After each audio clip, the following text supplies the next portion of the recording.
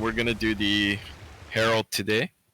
Now, I'm not the best Herald out there, but I can still give you the all the information you need to run the Herald, its role, and combinations, basic combinations you need to know.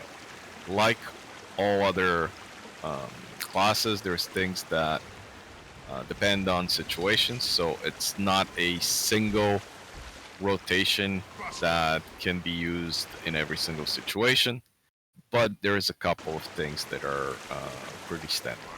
So we'll go over those things, we'll go over the role, and we'll go over a bit the build.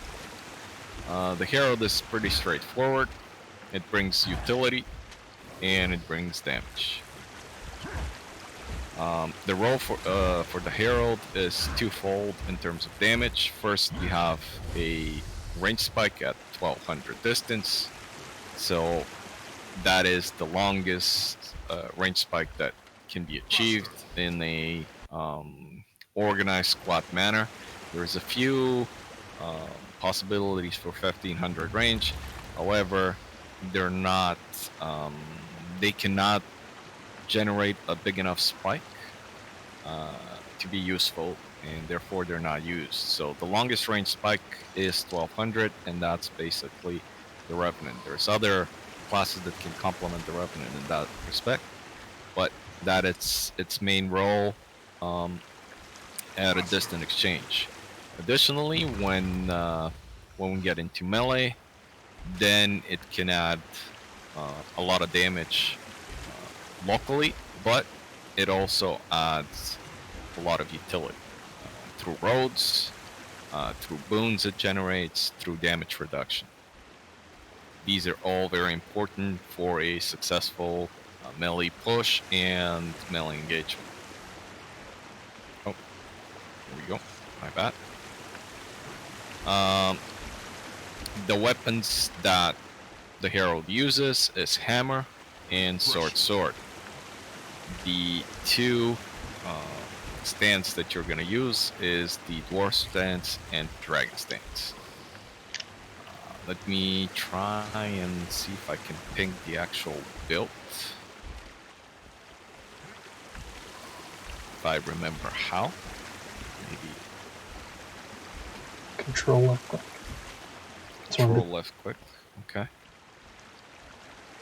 Control left. Nope.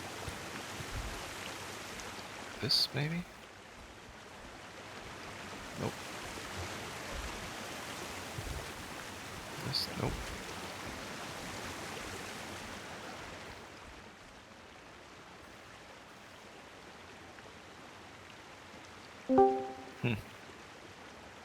Ah, there we go. Okay, there we go. So I'll go over the build traits really quickly here to begin with, and then we'll go over the rest, which is the more important part. Now, what we're taking is Invocation, Devastation, and we're obviously taking the Herald. In Invocation, you have a few of the passives that are mostly oriented towards increasing your damage or generating fury. Both are very key, not only for you but for all DPS classes. So you're a main source of fury for all the DPS classes in your subgroup. And fury is very important because it maximizes the crit chance. The biggest gain in damage within a squad, comes from crit chance. Because crit chance can increase your damage up to 3.5 times through your stats. So, for example, second.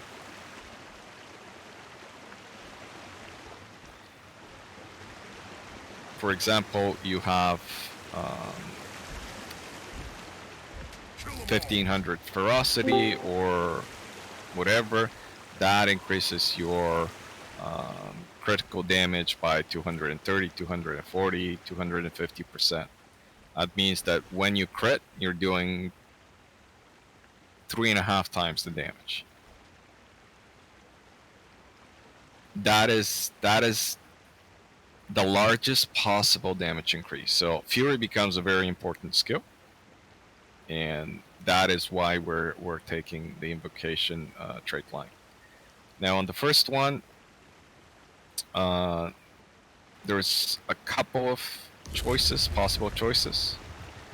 You can take Glaring Resolve, which gives some healing and gives stability. However, this is a trait that is for your personal use. It's not for the squad. Therefore, we're taking the trait which increases damage, because you're gonna do, your role is to do damage. Now, if you're finding it really hard to survive in a group, and that shouldn't be the case, you can take Glaring Resolve for more sustain, but you are going to be giving up some damage. The trait we're taking here is Rising Tide, because it gives you an extra 7% damage when you're over 90% health. This is especially good for range spikes when you will be always over 90%. But in any case, because of the amount of damage reduction that the Herald can generate for themselves and everybody else, they're going to be often over the 90% threshold when they're delivering damage. So they're going to be getting this 7% damage increase often. The Cleansing Channel is limited use. Cleanses one condition whenever you're switching legends. It's not that useful, to be honest, because you're not going to be switching legends to cleanse. You're going to be switching them for other reasons. So this is not enough value. So it's always between the other two. Most of the time you'll be with Rising Tide again. If you ever need a lot of extra, and I'm saying this has to be really a very tough going, I go with that, with Glaring Resolve. On the second trait line, there's Rapid Flow and Increased Response. They give you some swiftness and some might. Both of them you can get from other sources. It's not worth it enough. Spirit Boon is the one you want, because it will grant you boons when you are invoking a legend. So when you're switching into the legend, it's going to give you additional boons, which are important. When you go into your Dwarf, you're going to get damage reduction, and you're going to get stability. And when you go into your Dragon, you're going to get damage reduction. So these are very good boons that you're getting, and you're also giving them to your allies. So this is a very high value trait. The last one is there's two choices really here. There is the Charged Mists, which is for a different use. The Charged Mists allows you, if you're very good at your rotations and you're switching out of your Dragon Stance when you're under 10% energy, when you switch to your next Dragon Stance, you'll be at 75% instead of 50%, which means you can use more skills. So this is a trait that you can use to a very good extent to increase your damage and to increase your sustainability, but that is one that requires you to be quite skillful with your rotations. Oops. Oh my god, I got kicked out. So Me wow. too. The only one. Yep. Oh God, what was that? Okay. Bonus. There's a 2-hour limit on it. Edge of the Mist, so that instance is closing. Is that what Really? happened? 2 Oh, hours? did I get Yeah. kicked too? I'm making myself a drink, so I was. I Yeah. suspect we all did. All right. Well, let's give it a minute for it. I'll keep talking because this part doesn't require us to be there anyway. So Right. I'll keep going, and then when the instance comes back up, we'll go in for the next part. Okay. So that choice, Charged Mists, is, if you're good with your rotations, you can make use of it. If you can make use of it, the extra 25 energy can be very powerful, because it allows you, for example, when you go into your dwarf, to be using both your elite dwarf skill and your roads together, because the two of them together are 70 energy, and you only have 50 when you're switching it normally. But with that trait, you can have both of them together. So this is a powerful trait.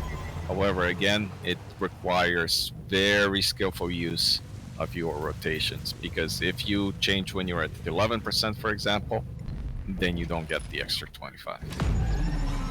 Now, the one we are taking is the Rolling Mists, because it increases the crit chance from Fury. So instead of giving you an extra 20% crit chance, it gives you extra 40% crit chance, which means that we need to allocate less stats to precision. We can allocate more stats towards power, or vitality, or other areas. So this is where that skill comes into play. It basically allows you to tailor your build to increase the stats in one area for free. The quickness that you can get from Song of the Mists is not enough. Both other options are a lot more valuable. Now, on the devastation side, that is purely for damage, that trait. And so we're looking to increase damage as much as possible here. Assassin's Presence on the second trait line is the one we're picking, because it increases ferocity not only for you, but everybody around you. That's plus 150 ferocity. That increases crit chance for everybody. Again, very important for all DPS classes, because if they're achieving 100% crit chance, that means that their damage is basically triple with nothing else. The crit chance, very important stat. And because the sources for precision, for ferocity and precision are limited, this is a very useful one. Ferocity gives increases crit damage. Sorry, not crit chance, crit damage. This is increases the damage that's made when you critically hit. All the other ones are basically to increase damage, and as our main aim with this build is to deliver big damage. That's why we're picking all these traits. Now, the last one, the third one, there is a skill that increases your damage, which is Swift Termination. It is a good skill. It's a powerful skill, and it can finish off people that are under 50% damage. However, when they're dropped to under 50% damage, there's other ways to finish them off. We're taking Brutality because in the current meta, stab is very important. And any ways that we can take away the stab of the enemy gives us a lot more value and increases our ability to crowd control them and to deliver additional damage. Brutality essentially means that if you have quickness on you, quickness is applied on you, any hit you deliver is stripping stability from the enemy. This is very powerful skill, probably one of the most powerful traits in the game right now for that reason, because you can essentially be stripping with every AoE skill that you're using, you're stripping 5 people of stability. So and it's not it's removing the boon. On the Herald trade line, I will go over the one that has a choice sort of with it, and the other ones are pretty straightforward. So on the first selectable line, we are picking Rising Momentum. I'll explain why. The better skill is really core value, but Rising Momentum gives you extra speed. It gives you extra movement speed, so it makes you a little bit faster than everybody around you, because Rising Momentum gets added to swiftness or other boons up to 100%. So when we are under the effect of super speed, you get nothing from Rising Momentum because you're already at 100% speed up. Everybody's at 100% at the maximum speed. Any more speed does not speed you up. Even though you're technically with 110, 120% speed, you're still going at 100% speed. However, without super speed, when we're under the effect of swiftness, you will be a little bit faster than everybody else using Rising Momentum. The reason we're picking this here is because it helps you reposition, and it helps your survivability. You're a little bit faster than everybody, so even if you get caught out of position a little bit, you have the ability to catch up when super speed is not being used. Out of combat, even in combat when we don't have super speed on, that gives you a little bit of an edge. The stronger one is core value, and again, that comes when you become more comfortable with your movement and positioning, and you don't need the extra little speed.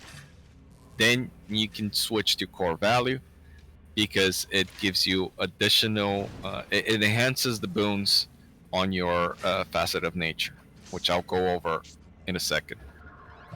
The other ones are pretty straightforward. Shared empowerment basically applies might to your allies and yourself every time you grant a boon, which is very powerful because you're granting a lot of boons. And it's more powerful than the additional damage you can get. The additional damage reduction you can get from hardening persistence. The what is it? Shining Aspects gives you a little bit of heals. It's not worth it really. On the third line, again, we're taking the increased damage because that is your role. All right. Now there's 2 parts to. Can we go in the Edge of the Mist? All right, let's go in. Let's go into the Edge of the Mist, and then we'll start the second part. So once again, when you get inside the Edge of the Mist's map, there is a gate to the arena. You have to interact with it manually and make your way to the arena. We're gonna pick the blue team. So we're all on the same team.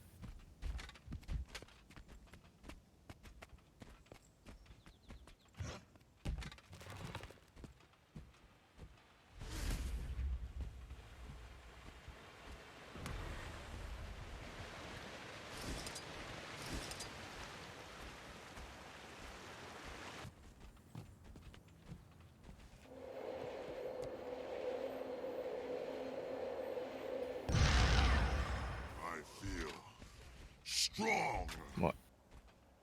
Oh, I didn't challenge. Oh, okay.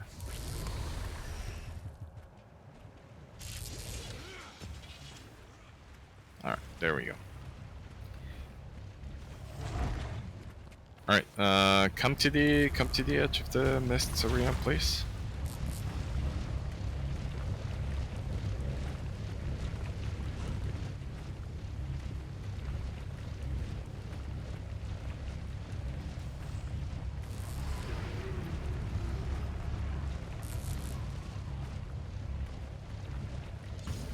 Y'all are blue? Yep, everybody going blue. Didn't give me the option to pick. You go at the top. There's 2 banners. Just interact with the one that says blue team, and let it charge.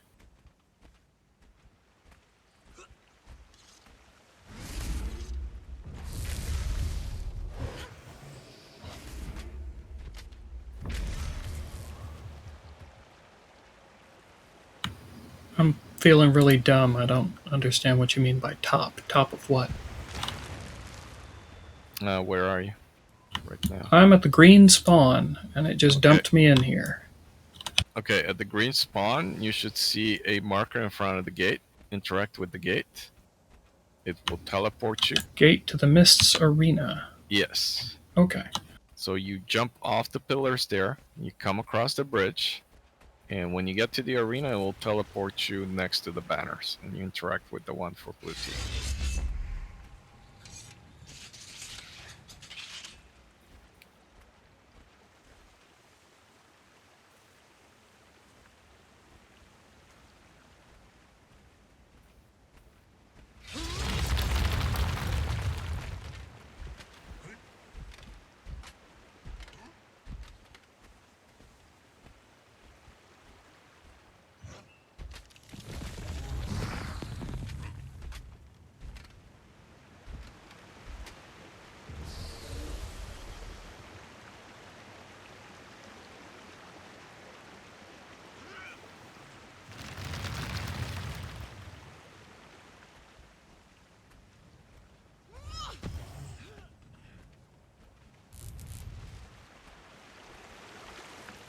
Alright, are we all here? Kill them all. We're missing 2.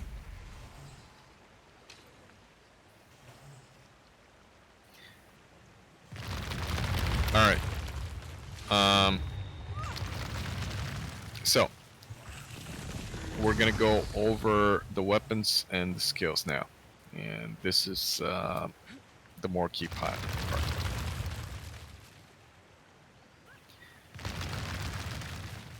When we are come over here. Come over. Let's get together. Let's get together over here on the tab. Say the enemy is in front of us over there. We're in a ranged situation.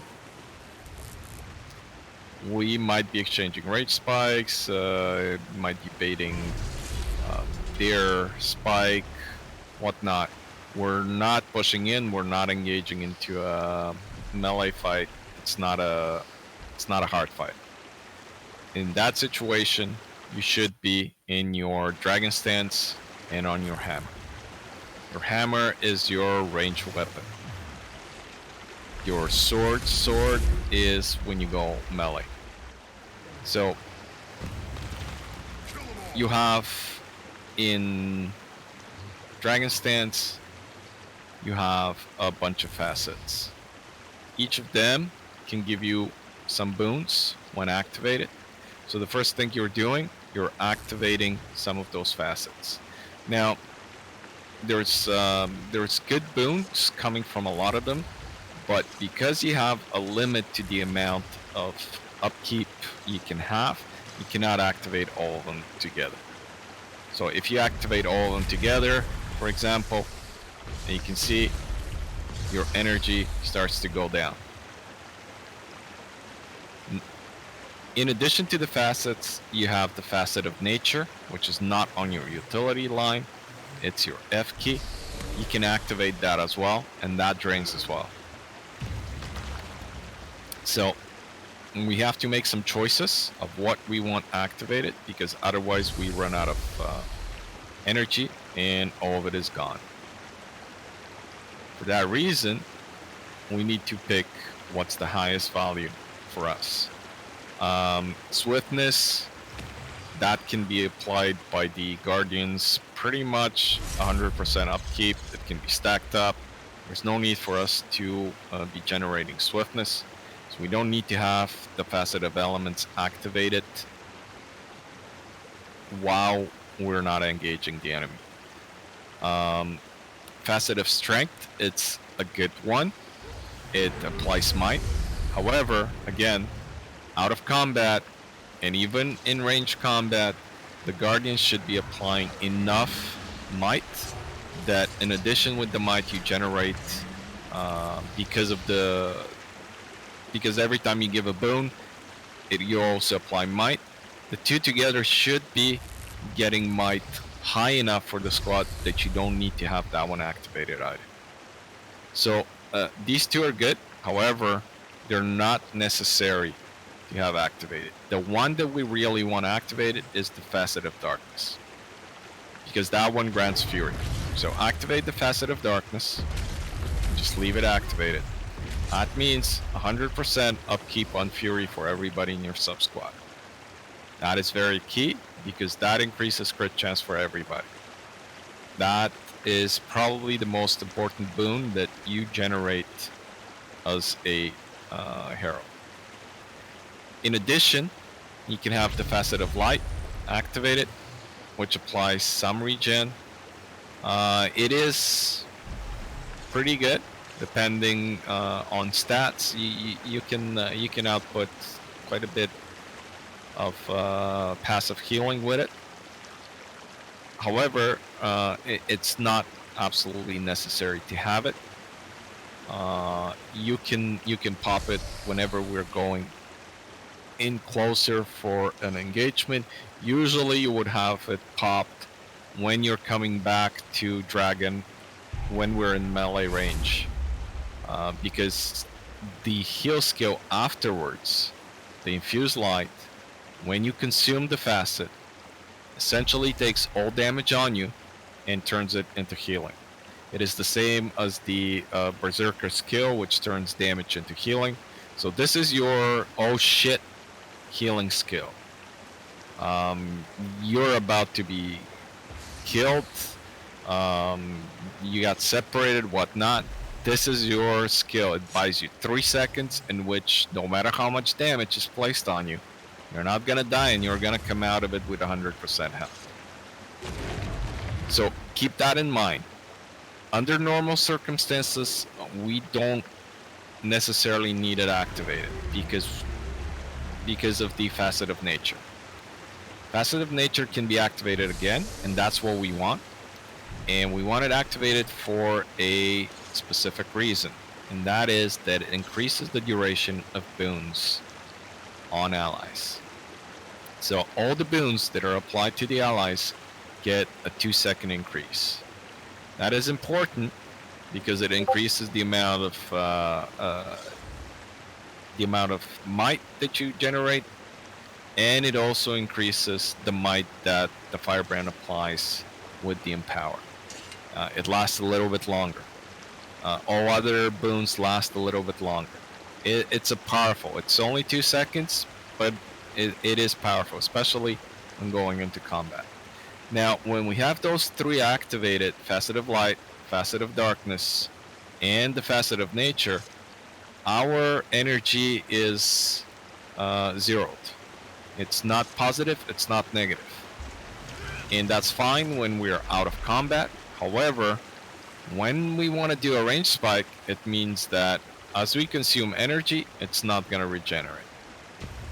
That is why Facet of Light, we're not going to be using it, and we're going to only have Facet of Darkness and Facet of Nature activated outside of combat and when we're prepared to do range spikes. Now, for range spikes, there's a couple of things that you need to know.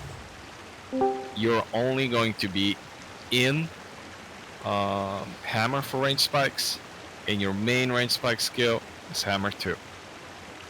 It is like roads. It just comes out a little line in front of you, and then with the mouse you can direct it in which direction it comes out from you forward. So let's say we're saying a range spike on the marker, and we're popping Hammer 2.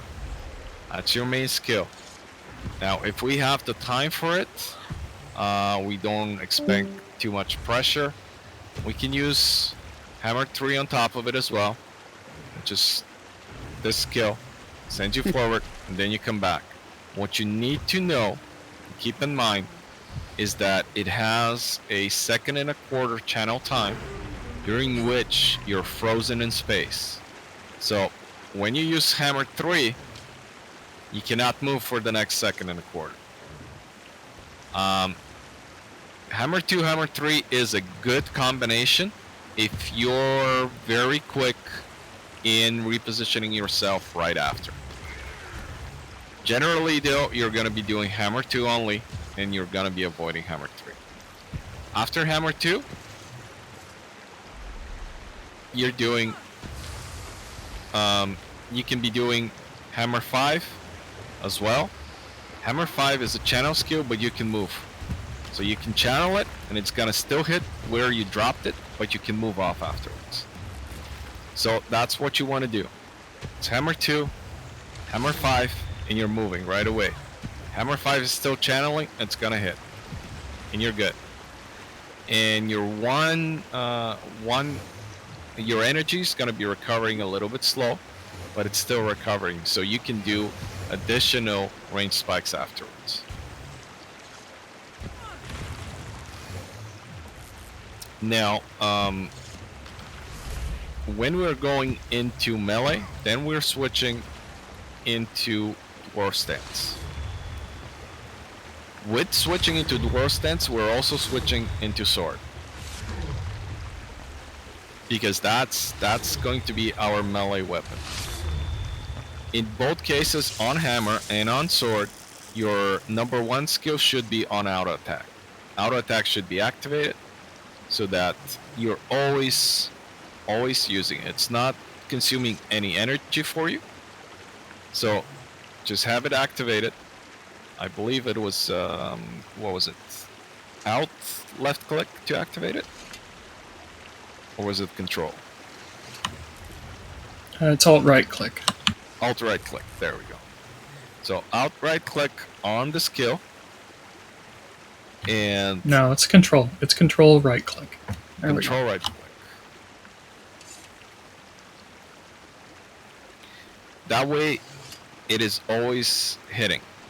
So even if you go forward, it's always going to be doing damage. That's your auto attack, both on the hammer and on the sword.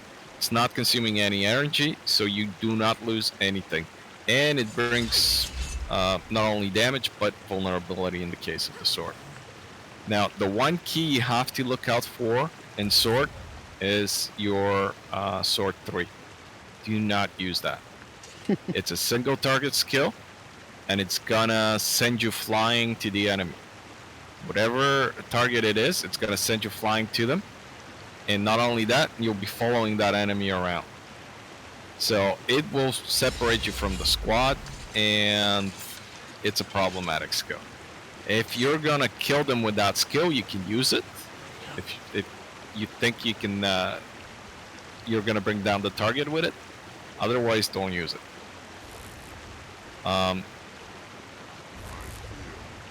Skill 2 gives you a lot of damage. It's a whirl finisher, and it also pulls chill on the enemy. That means their skills are recharging a lot slower, their movement speed slower, so on. It's a good one. Sword 5 is again a little bit like Sword 3 because it takes you at shadow steps to an enemy within range. So use with caution. This one will not have you follow them around.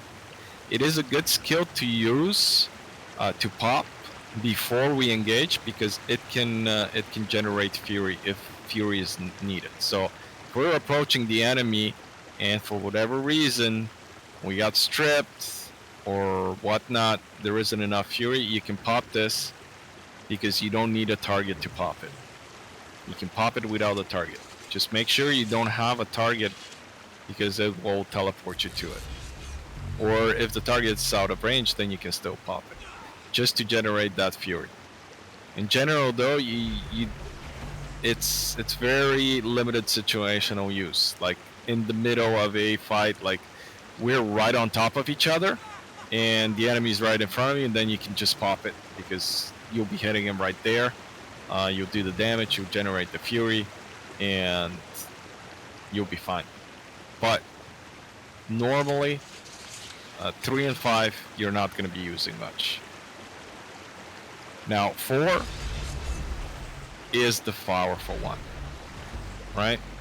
4 does damage, and at the same time, immobilizes the enemy and applies vulnerability.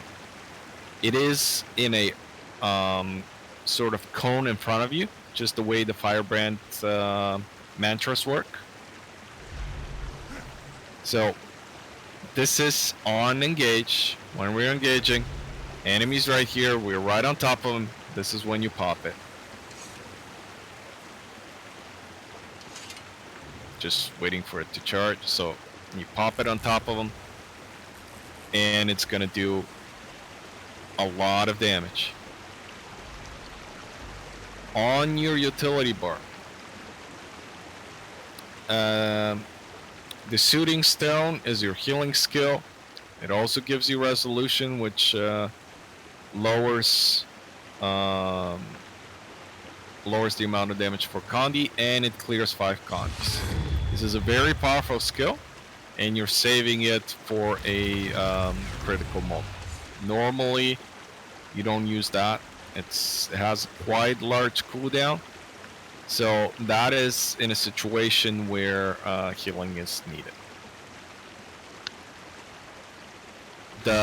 On your utility bar, there's 2 skills that are the most important ones and the ones you'll be using most of the time.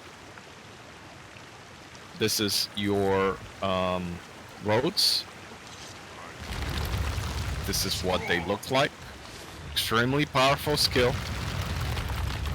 It gives pulsing stability.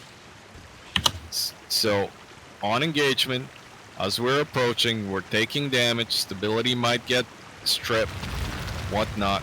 Putting this road in front of the squad means that the squad is still getting stability, that it's pulsing as we're passing over. Even if it gets stripped, it's getting reapplied. Very powerful skill.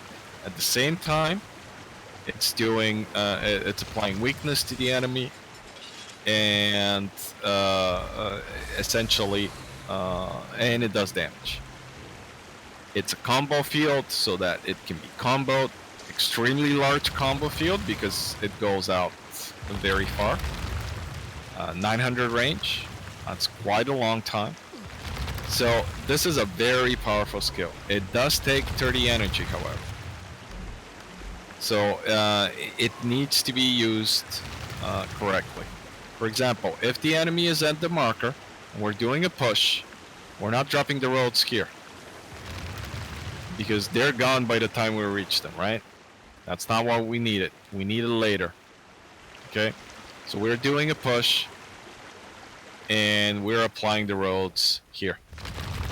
We are within melee range now. We're applying the roads as we're going on top of them. That allows us to go through them. Because even if stability gets stripped, it's going to be reapplying from the pulsing. It's doing CC to them. It's doing damage. It's a lightning field. Our damage skills that have finishers on them are creating additional damage, additional trouble for them.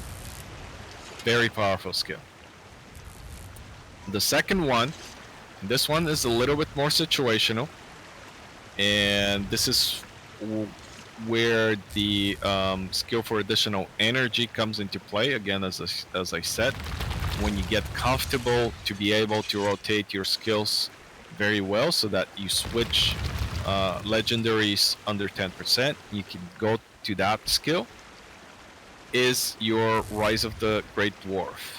This gives you an extra 50% damage reduction, and it's also an AoE stun break. So, together with normal damage reduction, this brings out total damage reduction to about 80-85% for everybody in the sub squad. It's a very powerful skill, but it does take a lot of energy.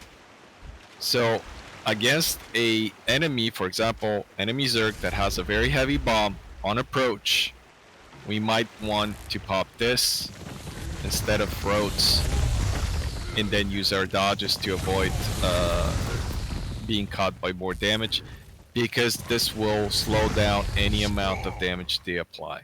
It's also a stun break, so that it will stun break people out. Normally, what we want to do is, on approach, use our roads. Let's say right here, using the roads, we're going in, we're fighting, we're repositioning, and at this point we're popping our damage reduction. It's a stun break, and this gives us time to heal up. So we want to start with roads, and we want to use Dwarf later on.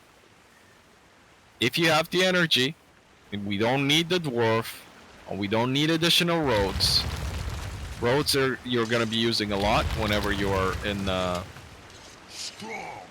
Dwarf. You can use the Vengeful Hammers. They appear around you, and you're just doing damage as you're moving. However, they do drain your energy, so you cannot do this forever. As nice as it is, It's so fun. it is. It does a lot of damage. It does some healing, and it is unblockable. However, you can't keep it up. This is for when we're going right in. So let's say we put the roads, and then we're meeting them right in the middle of the Zerg. You pop it, and then you stop it, and you're on the other side, just as we're passing through them. Mixed with the brutality trait line, you completely annihilate their stab with that. Exactly.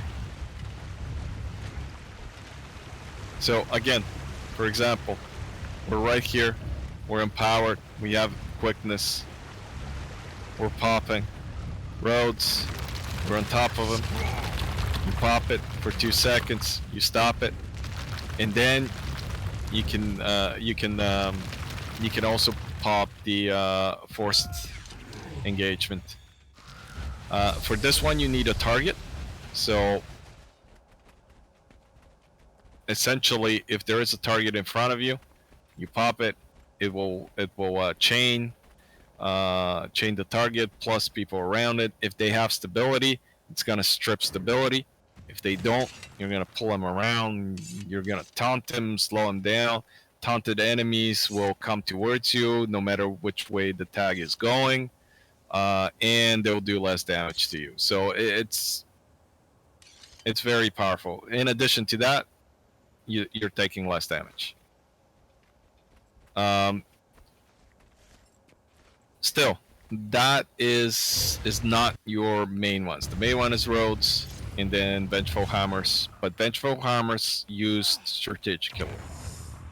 Rise of the Dwarf for mitigating damage, and for a break stun as well. You have your Sword 1 going all the time on out to attack. It's doing damage constantly, and it does quite a bit of damage. It will apply vulnerability as well. Now, your Facet of Nature should be activated, because the Facet of Nature, when you're in Dwarf, reduces damage coming to you and your allies. So whenever you're going into, you're changing your legendary from dragon to dwarf, right? You're switching over. First thing you do is you're activating your Facet of Nature if it's not activated yet. It should be activated at that point because you have it activated on dragon, but if it's not, that's the first thing you're doing. Okay, any questions?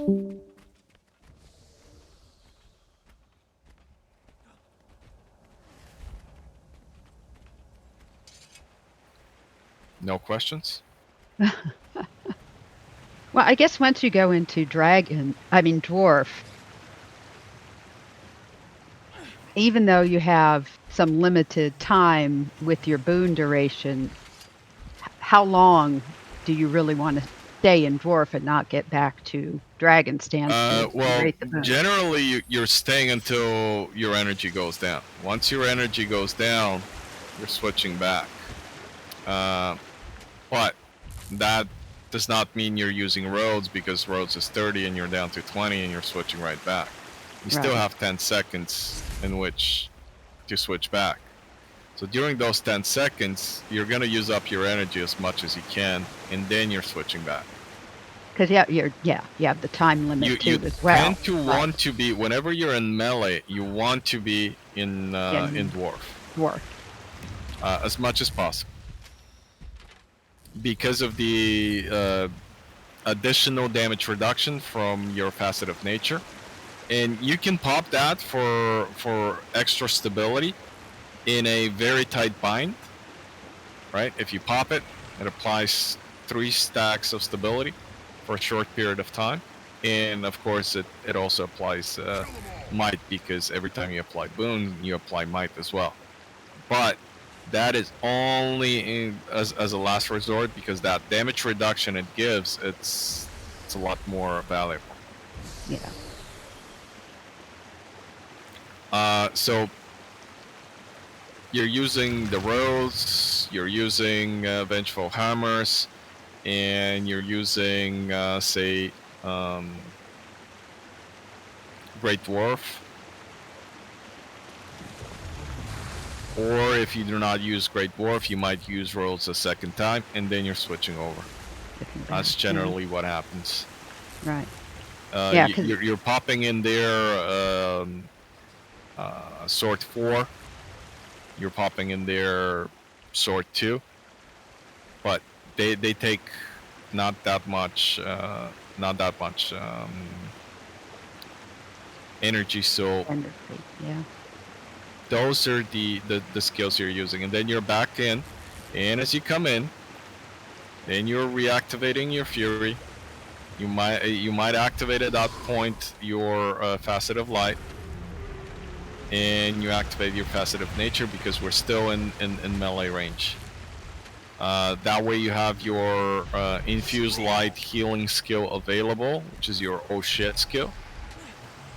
You can be going through the other facets. For example, the Facet of Elements, just double click them really quickly.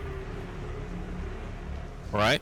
Even on a range spike, you can double click them really quickly, because you're consuming it, and you're not getting the quick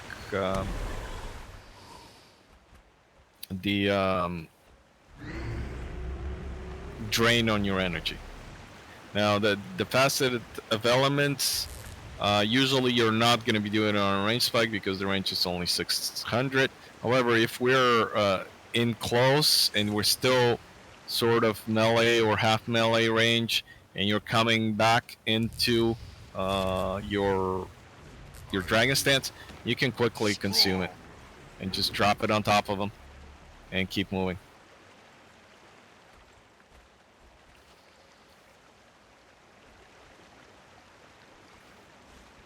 Same with the Facet of Strength.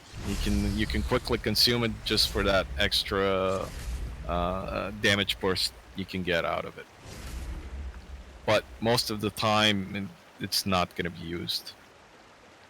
Now, the Facet of Chaos gives you protection, and it can give you super speed. However, you're not going to be the one generating the super speed. It does a very strong AoE where it can knock people back 360 and so on, but it does take a lot of energy.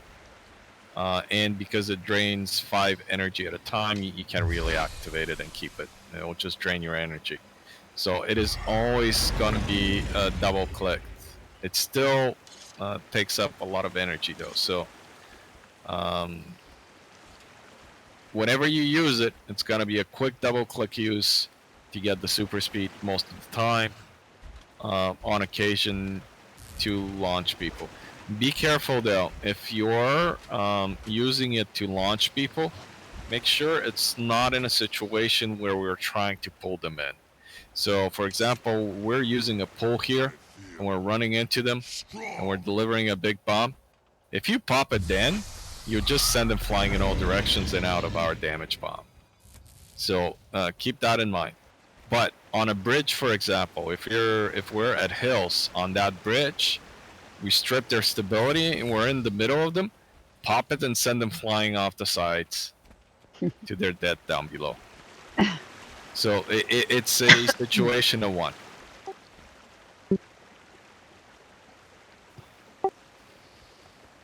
Makes sense.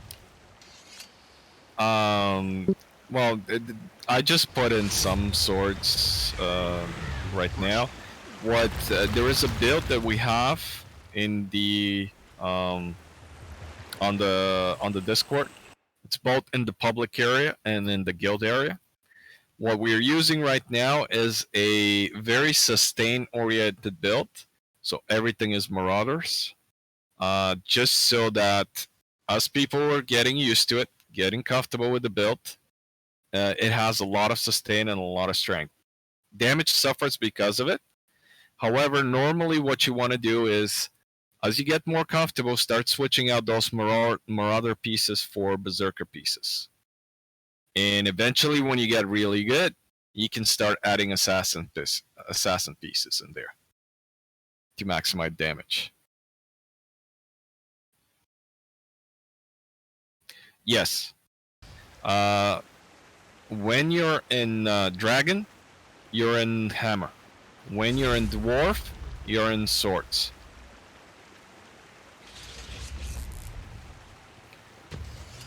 So when you're in Dwarf for melee, in melee, your melee weapons are sword. When you're in Dragon, you're in range, and your weapon is your hammer. That's your range weapon. As weird as it sounds. Now, both changes actually count as a weapon swap for your sigils. So that part is important to keep in mind, because you're actually getting double the results from a energy sigil than other professions do.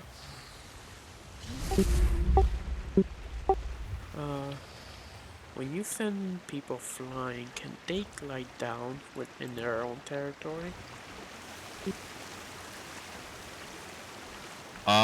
Yes. As long as they aren't CC'd. As long as the CC wears off before they hit the ground. Or they stun break it. Or they stun break it, yeah. If they can clean out the CC either by cleansing or stun breaking it, then they can pop into gliding. But trust me, most people are not going to be able to react to do that. And in any case, when you knock him off that bridge there, for example, they're out of the battle. You've taken him out of the battle, because by the time they come back, the battle will be over. Even if they survive the fall, they have a 20-30 second ride around to get back into the battle. Oh, okay.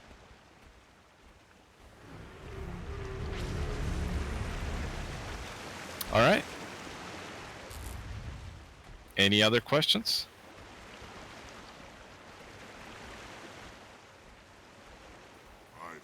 Can you hear me? Yeah. So what sword do I need to make for Ascended? What swords, you guys? Is the... Svard. Svards. Okay, thank you, babies. I mean, it just needs to have the Yeah,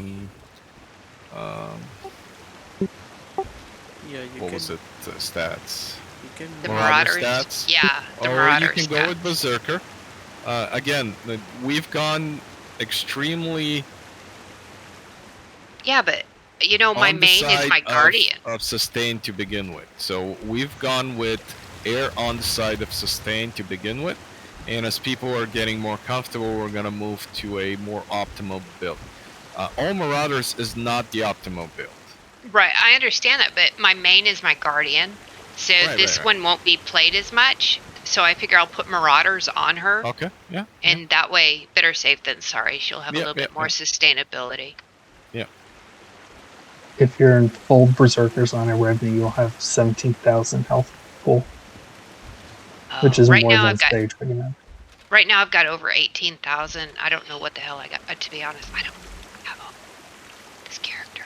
Yeah, I have 17.5k health right now, and I don't have any trinkets on. So, with trinkets, I think it will be a little bit higher. Let's see. Trinkets? Well, what I did to actually, if it's all berserkers, yeah, it will be that. It will be 17.5. Holy crap, Tatiana! How the hell did you get 21,000?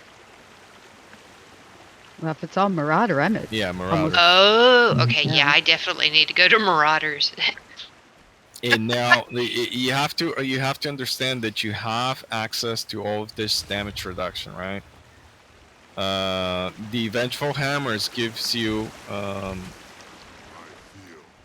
sorry, 20% incoming damage reduction. The Facet of Nature gives you additional damage reduction, and that is on top of protection. So all of those together make you pretty much invulnerable to damage.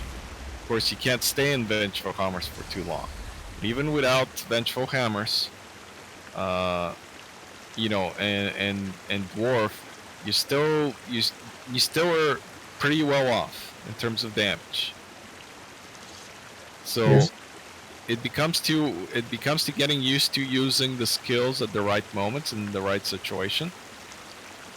In managing energy, that's the main thing. Managing well your energy levels, so your skills are available to you in the moment you need to use them. Go ahead, Tusaka, sorry. That's alright. I answered my own question. Oh, okay. Well, if we don't have any more questions, I think we can finish the training here and go kill some people. Everybody has to go tune swap except for Outer. Yeah. Almost everybody. Yep. I gotta go tune swap. All right. So